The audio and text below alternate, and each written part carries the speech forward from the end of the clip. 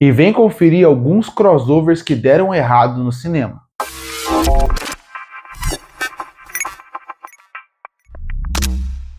E algo é inegável, todo mundo que é fã de cultura pop já pensou.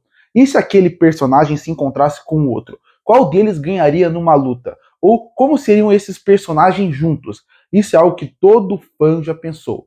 E o cinema já tentou fazer esses crossovers dentro do cinema. Mas, infelizmente, a maioria mais deu errado que deu certo. E no vídeo de hoje eu vou trazer 5 crossovers que pareciam boas ideias no papel, mas que a execução foi terrível.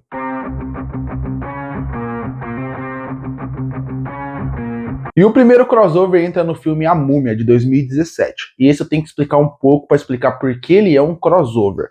Bom, quando surgiu a Marvel, em 2009, eles trouxeram um conceito para o cinema que fez muito sucesso, que era o universo compartilhado. A partir daí, todo estúdio queria o seu universo compartilhado, ou seja, filmes que funcionam individualmente, mas uma hora todos vão se encontrar, se formando uma grande equipe. A DC tentou fazer isso e a Universal tentou fazer isso com o seu universo de monstros. E tudo isso estava planejado para acontecer com vários filmes. Mas ele parou no primeiro, de tão ruim que foi esse crossover. Mas mesmo assim, teve um crossover dentro do filme, e aí é que ele entra nessa lista de crossover. A ideia realmente era juntar um elenco estrelado, e até tem foto desse elenco que já estava confirmado.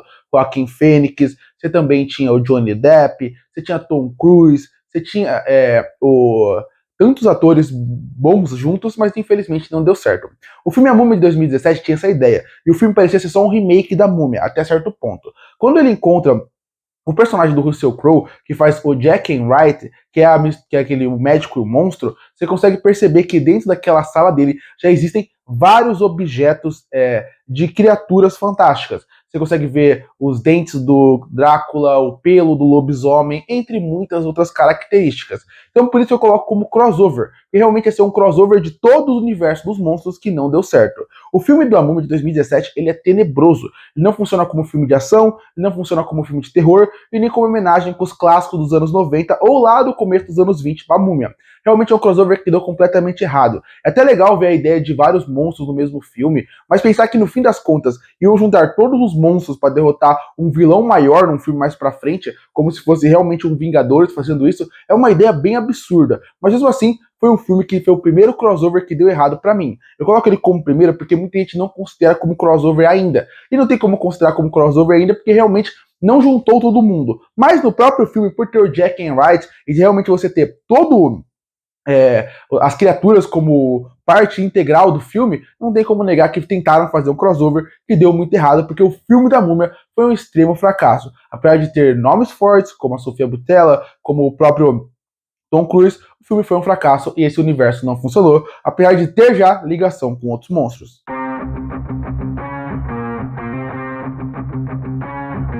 E o segundo crossover dessa lista vai para a franquia Os Mercenários. E por que eu falo franquia e não um filme só? Porque tiveram 4 filmes dos Mercenários, um em 2010, um em 2012, um em 2013 e um em 2023. E bom, quando você para pra pensar, o Mercenários ele é um crossover de heróis de ação. E aí é que entra no que eu falei. Quando você tava lá nos anos 90, anos 80, o que as pessoas mais perguntavam era: e se o Arnold Schwarzenegger se encontrassem com o Stallone? Isso parece besteira, mas não, realmente acontecia muito. Porque eles eram os principais heróis de ação e os atores mais bem pagos daquela época pela sua fama gigantesca. Mas eles também tinham uma competição entre eles. E por isso eles nunca fizeram filmes juntos. Porque o Stallone não queria fazer um filme onde ele apanharia pro Arnold, e o Arnold não queria fazer um filme que ele apanhasse pro Stallone, para os dois manterem qual seria o melhor.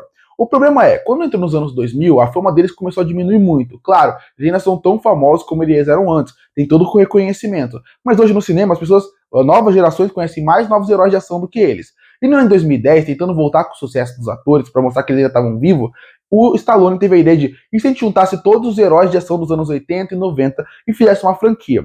E a partir daí começou a franquia Os Mercenários. Eu coloco a franquia e não só um filme, porque o primeiro filme realmente ele é bom, ele é divertido, ele ainda funciona hoje em dia. O segundo filme já é uma grande catástrofe. Ele já não funciona quase tão bem. O terceiro, então, não dá para assistir. E o último que lançou agora foi um dos piores filmes do ano que ele foi lançado.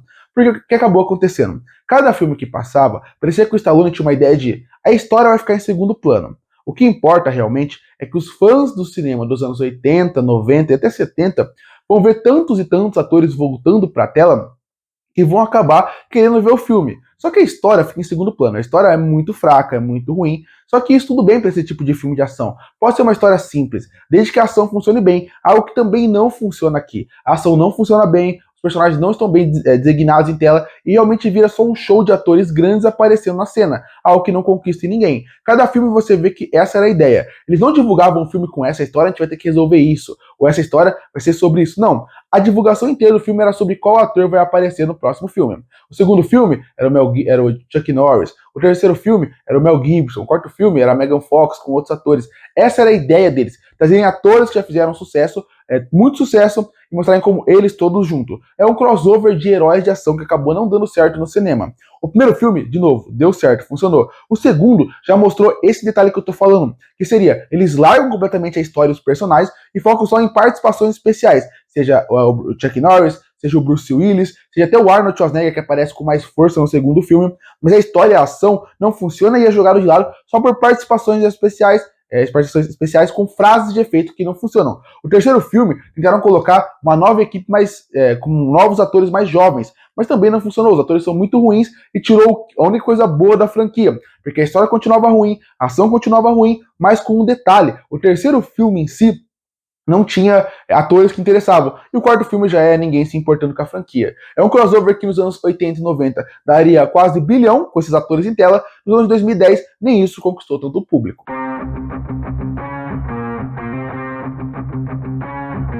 E o terceiro crossover dessa lista vai para Godzilla vs Kong, lançado em 2021 e 2024. Também é uma ideia interessante que mistura com vários conceitos que deram errado aqui. Porque o que acontece? O primeiro fator é que, vale destacar, Godzilla vs Kong se encontraram pela primeira vez no cinema, mas eles já tinham se encontrado antes. Lá no Japão já tinham feito várias misturas de Godzilla, Kong com outros tipos de filme. Mas eu tô falando dessa nova versão que teve agora. Aqui tentaram fazer a mesma coisa que eu mencionei da Marvel, que o universo de monstro tentou fazer. Tentaram fazer um universo compartilhado. Você teve o primeiro filme do Godzilla, aí você teve o segundo filme do Godzilla, o filme do King Kong, até finalmente eles se encontrarem em dois filmes. Bom, esse tipo de filme é um encontro de dois personagens que parece ser muito interessante. Mas ele mistura, para mim, tudo que eu mencionei na lista até agora. Primeiro, o fator que eu mencionei da Marvel. Fazer um universo compartilhado que não funciona porque os filmes em si, individualmente, não funcionam. Segundo fator, focar simplesmente no que os fãs já conhecem dos personagens. Então, quando você vê os filmes do Godzilla, existem personagens clássicos desses personagens, desde a época que faziam filme pro Japão. Então, quando você pensa nos monstros que aparecem no filme do Godzilla, como a Mahogaraga, que é o dragão gigante, por exemplo, são criaturas místicas de lá que trazem pro filme de cá, mas é só visualmente interessante, na parte de história não funciona. Aí começa o Godzilla vs Kong. O primeiro filme tem um Mecha Godzilla. Isso é outro fator que é muito famoso nas franquias do Godzilla. Transformar em mecha. O Japão adora mecha. E quando você pensa que é os americanos fazendo, vira aquele filme que não é interessante. Porque o filme em si, tanto o primeiro como o segundo, eles têm o mesmo problema. Primeiro que o filme é muito longo. O filme é longo a um ponto de ficar desinteressante, chato e arrastado.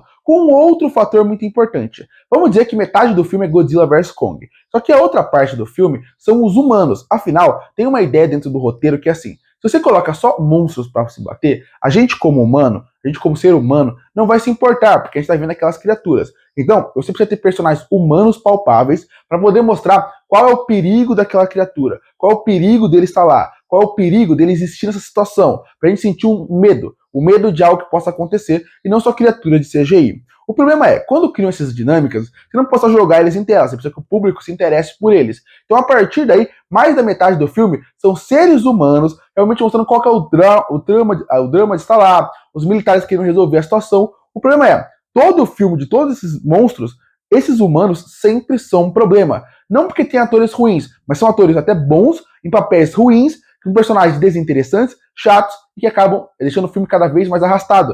Você estava para ver o Godzilla vs o Kong. Esses humanos com histórias paralelas de o mundo oco, não funciona. Inclusive, além dos humanos serem metade do filme que não funciona, toda essa trama do mundo oco, o centro da Terra, também não funciona. É uma boa ideia que é mal executada, mal explorada, porque em vez de eles explorarem essa parte, exploram mais os humanos do que aqui, algo que não funciona. E quando chega no Godzilla vs Kong de verdade no primeiro filme, já é completamente desinteressante. Com 2 horas e pouco de filme, quando chega a luta deles, você praticamente não se interessa mais. E coloca um Mecha Godzilla que sai do nada. Realmente é um filme tenebroso que com certeza não vale a pena ser assistido. E a continuação é mais absurda ainda. A continuação é os dois juntos, realmente não funciona. E prepara, porque para quem não gostou, vai ter mais. Mas é outro crossover que com certeza todo mundo que já viu os Monstros Gigantes se perguntou como seria e o cinema estragou.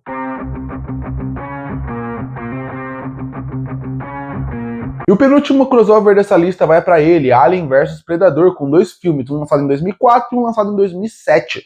Essa é outra franquia que era óbvio que ia acontecer. O Predador é um dos personagens mais famosos do cinema. Naquela época ele era um dos mais famosos, tem filme até hoje, inclusive, saindo esse ano.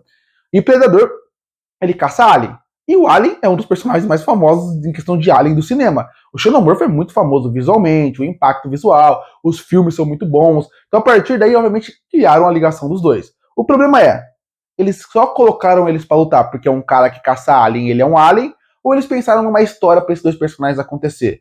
É óbvio que só jogaram um com o outro pra poder lutar. Só que o filme em si, ele tem vários problemas. Primeiro problema, que envolve todos os outros filmes que tem essas criaturas fantasiosas. Os humanos. Os humanos não funcionam de maneira nenhuma. Os humanos que estão aqui são chatos e o que eles acabam mais atrapalhando do que fazendo o filme funcionar. Mas, de novo, é a mesma coisa que eu falei do Godzilla vs. Kong.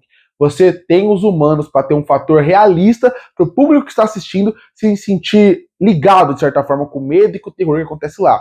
Algo que não funciona. Outra coisa, as sequências de ação não são bem feitas. Eles não pensaram nos personagens com suas individualidades para eles funcionarem em tela. O filme é muito mal dirigido e a história é muito mal feita. Tanto do primeiro como do segundo, que é uma catástrofe. Isso não acaba explorando o mundo, que seria muito mais interessante. Olha, existe esse alien, o predador está caçando esse alien que simplesmente é impossível de se matar. O que a gente vai fazer a partir daqui? Não, realmente é um filme que foi os piores roteiristas, os piores diretores escrevendo. Se você assistir esse filme, você vê que ele tem todas as características que o filme dos anos 2000 ruim tem. Tem personagens humanos, de terror principalmente. Tem personagens humanos ruins, que não funcionam pro filme. Você tem personagens mal utilizados, franquias que são rasgadas, sem você pensar no que ela realmente faz sentido para aquele longa. A ação mal feita, muito picotada, um filme completamente escuro, é um filme dos anos 2000 de forma terrível, tanto o primeiro como o segundo. Os remakes de filmes de terror têm características muito parecidas com esses dois filmes, para mostrar como eles são ruins, e mais um crossover que todo mundo esperava e deu errado.